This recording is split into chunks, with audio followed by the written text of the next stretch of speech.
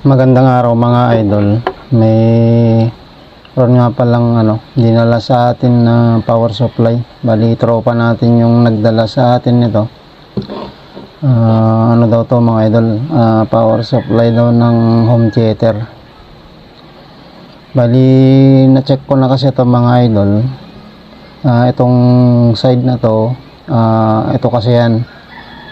Bali ito yung ito yung power supply nito. So okay naman yung output nito mga idol. Meron kasi yung naka-level na output, may 14 volts, 3.3 volts yan. Tapos meron pa siyang 3.2. Pero okay naman yan mga idol, present naman.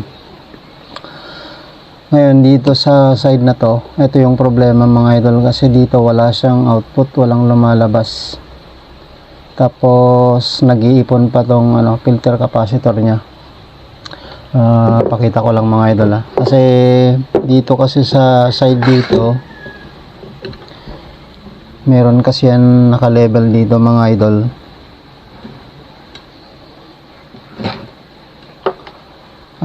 May nakalagay na 3.8, tapos ground 14 volts, tapos P ground, tapos PBDD na yung nakalagay. Bali yung PBDD niya ay 3, pero wala namang nakalagay kung ilang voltahe mga idol. Kaya lang itong power capacitor niya ay 1000 UF na 50 volts, so parang mataas yata yung out nito. Ito dito kasi wala.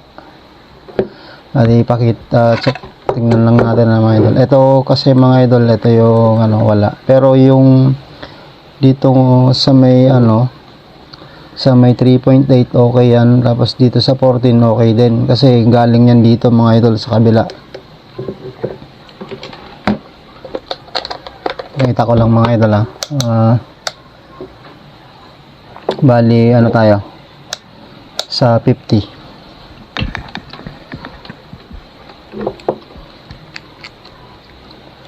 Ito yung positive niya mga idol, tapos ito naman yung yung negative. So kahit dito na lang, saksak ko lang mga idol. Yan. Tapos dito ay wala. Pero pag dito mga idol, ito kasi ay yung 3.3. So dito na tayo sa 10 dito. Ay 3.8, so okay yung 3.8. Tapos balik tayo sa 12. Tapos dito naman tayo sa sa 14. So meron din mga idol, bali ito lang yung wala. Pero malamang dahil 50 volts yung baka nasa nasa 30 volts yan yung out nito, medyo mataas. Tapos itong niya, filter capacitor niya mga idol, nagkakarga siya. So lipat tayo dun sa 1000. So yun, nasa yung niya, sa 200 megit yung karga niya.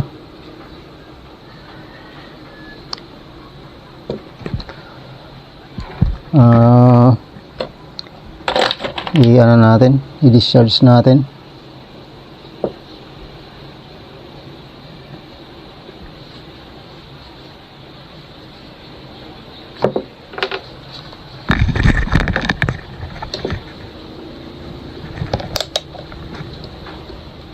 Okay na, mababa na. Ngayon mga idol, dahil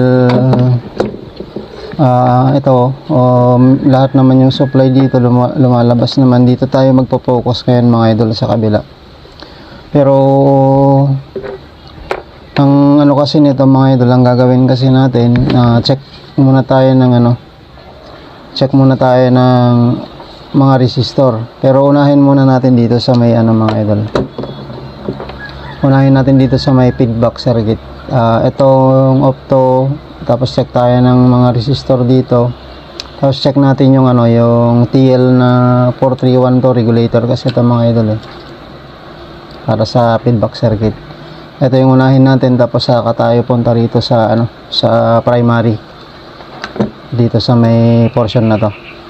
Bali ano muna mga idol, mag-check muna ako dito banda.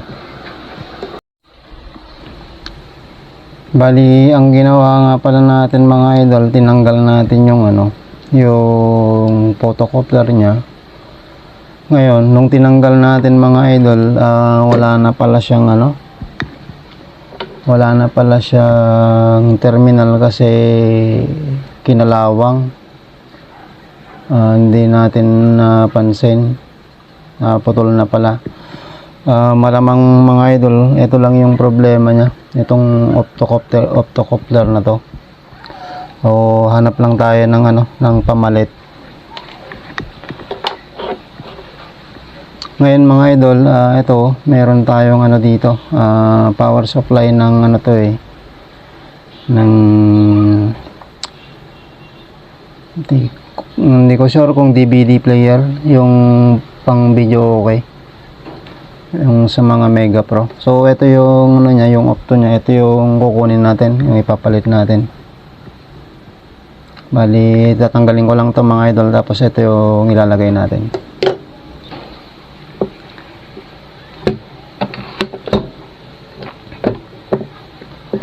So yan mga idol,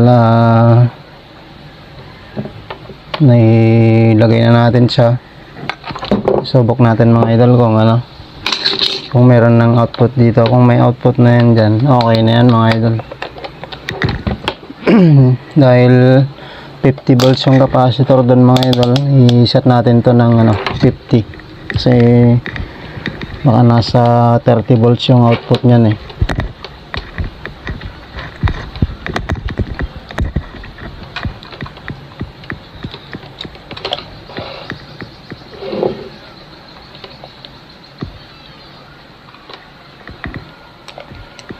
Tapos check natin, bali ano mga idol, dahil dahil ito naman yung positive, kung susumahin mo yan, nandito naman yan, tapos yung negative yon, so kahit dito na lang mga idol.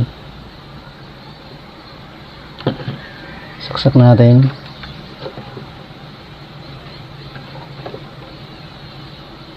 Wala pa rin.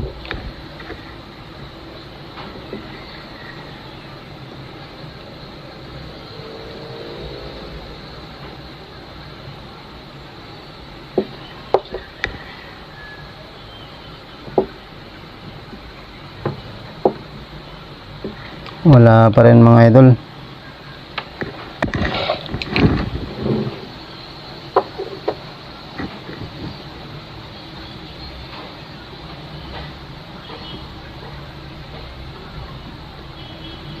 Ulitin nga natin.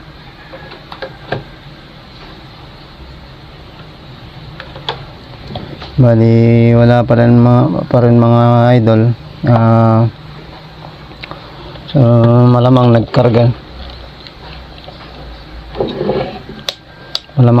na naman to.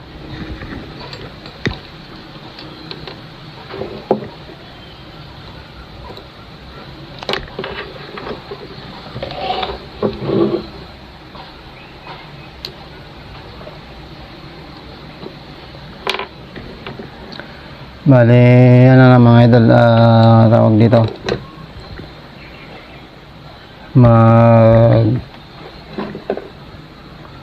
check muna ako ng ano, ng mga resistor dito mga idol, at saka yung ano, yung 431 na to, TL 431, na check ko muna.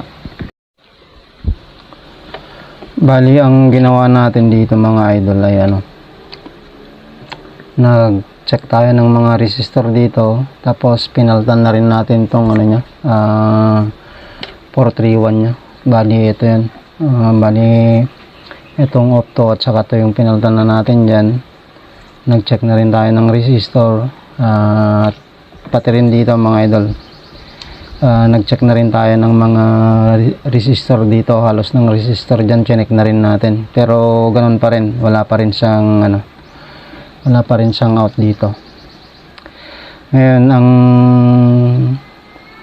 posibilidad na problema itong driver IC na to mga idol.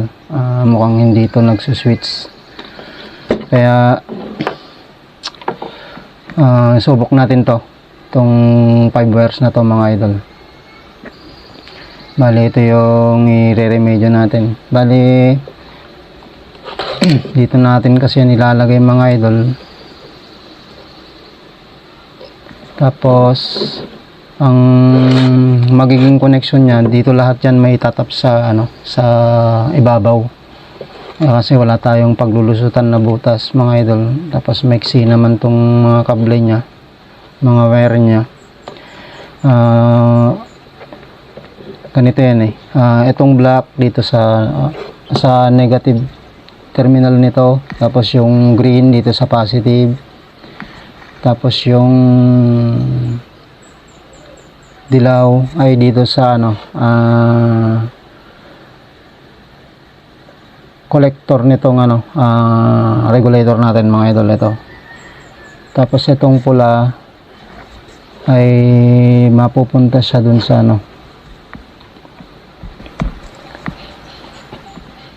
saan na ba yung natin dito, kasi yan makukonek mga idol sa diode na to.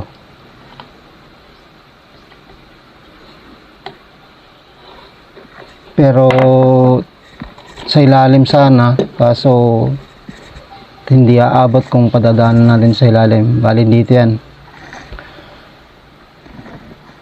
Tapos yung puti mga idol dito naman sa sa photocoupler dito. Bali dun sa kabila niya merong bilog, may dot doon dito lang yan. Bali nga mga idol, muna tanggalin ko lang muna ito, tsaka yung yung regulator tanggalin ko muna mga idol, tapos saka natin to ikabit. Bali, ito yung mga pinagtatanggal natin mga idol. Yung driver IC nya, tapos ito yung regulator, MOSFET, saka ito kasi ito mga idol naka-parallel dito sa dalawang terminal nya. Ito yung mga pinagtatanggal natin ngayon. Kinabit ko na rin tong mga idol, ito 5 wires natin. Ngayon, isa-isahin natin. Bali, etong black mga idol, dito natin yan kinonek. Bali, ito kasi mga idol, tong jumper na dalawa na to nakakonect siya dun sa negative. Kasi kung susundan natin, ito yon. Bali, ito kasi yon mga idol. Kung susundan natin yan, kumonekta siya rito. So dito yan. Tapos yung green naman, dito naman sa jumper na to natin kinonek. Yan, kung makikita ba. Ito, bali ito naman yun mga idol. So kung titignan mo, nakakonect din siya rito sa may positive terminal ng capacitor. Ngayon itong dilaw, dito natin kinonek yan sa may collector. Ito kasing pinagtanggalan natin nung regulator mga idol. Ito yung collector niya, yung nasa gitna. Bali ito yun, dito natin sa kinonek. Dito galing kasi yung yung nips na na capacitor, yung kulay blue dito sa butas na to, at saka dito natin nilagay yung dilaw. Ngayon itong pula, dito yan sa may positive terminal nitong diode na to mga idol. Ito, so dito na natin nilagay yan kasi wala tayong pagdadaan ng butas dito sa ibabaw. Para sa ilalim sana natin hihinang, kaya dito na natin siya nilagay. Ngayon itong puti naman mga idol, dito sa may tapat nitong dot na to. So dito yan, kaya lang dito na natin hininang kasi nakakonect din naman nito mga idol dito sa may sa pins na to. Yan. So lang yan, kasi ito naman yun, yung jumper na yun nakakonect naman siya dito. Ngayon mga idol, isubok natin.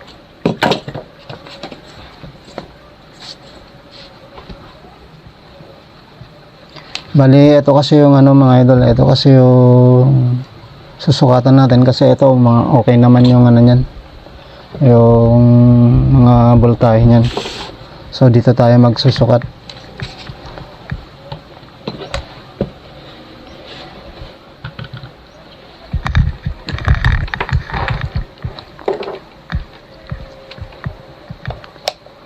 Bali, set lang tayo ng 50 volts mga idol. Kasi 50 naman yung 50 volts naman tong capacitor. Siguro mga nasa 30 plus siguro to. Ganun yung out niya. Basta 30 pataas. Bali, ito kasi yung 3 point. Ito yung 3.8 ground. Tapos ito naman yung 14 volts. Tapos ground ulit. Tapos ito naman yung ano, hindi ko sure kung basta 30 may get yan mga idol kasi 50 tong ano eh. Malamang nasa ganun. So 1, 2, 3, tatlo yan kasi mga idol. So dito tayo sa ground. Saksak lang natin muna mga idol So saksak ko lang. Yan, isaksak na natin. Tapos check tayo ng ano. Bali dito sa ground mga idol yan. Tapos dito. Bali 40 ano siya pala mataas 42 volts mga idol. So yan mga idol, okay na siya, meron na siyang output. Bali ano kasi ito mga idol, ganito lang kasi ito na dinala sa atin ng tropa natin. Hindi natin may ano may represent na umaandar ng buo kasi sa parting ano pa yan, parting La Union pa siya. Bali babalikan niya na lang to siguro ngayong week din to na to. Kaya bali ang mangyayari nito mga idol, ipapaano natin sa kanya, papasubok natin. At saka malamang naman siguro nito mga idol okay na siya kasi meron na tayong napalabas na ano dito na output. So bali yun lang mga idol at maraming salamat.